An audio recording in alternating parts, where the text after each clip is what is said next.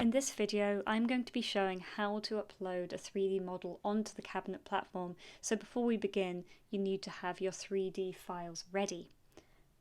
You can make a new source to upload your 3D files onto, but in this case, we're going to be adding a 3D model to an already existing source of the ivory diptych sundial. First, we go into our source and click Edit. And this will take us to the source editing page. We then go down to source media, where we have the 2D image here, and we click add another item, followed by the plus symbol. So we can now create our 3D source media, and I'm going to add a title that makes it clear that this is the 3D file. So instead of copying the image over here, the 2D image over to this field, we're going to scroll down to these relevant points: 3D model, 3D texture, and if you like, thumbnail. And this is where our 3D files become important.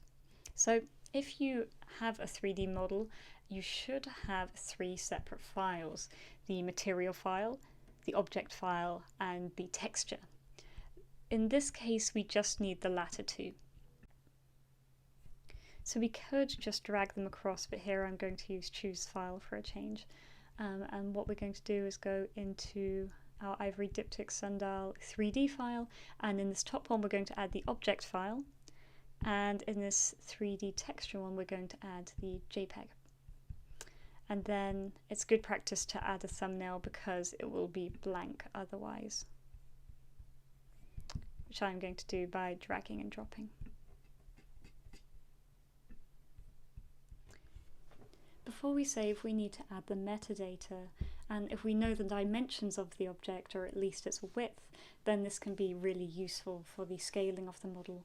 So you put the width in centimeters, which we happen to know is 9.4 for this object, and then add any information which we know about the object. And click save, and this should take us to the source media, where we can now see that the 3D file has appeared in the source media. Now I'm going to move this up so that the first image we see when we open the source is the 3D image, and second will be the 2D image, and then we click save. And this will take us to the object page where our lovely 3D model will be waiting here. What this shows is that uploading a 3D model onto the platform is very similar to uploading a two-dimensional image. The two main differences being that in the case of a 3D model, you need 2 files, that is the object file and the texture, and that these go into a slightly different place in the source media page. But overall, it's very little effort for quite a big outcome.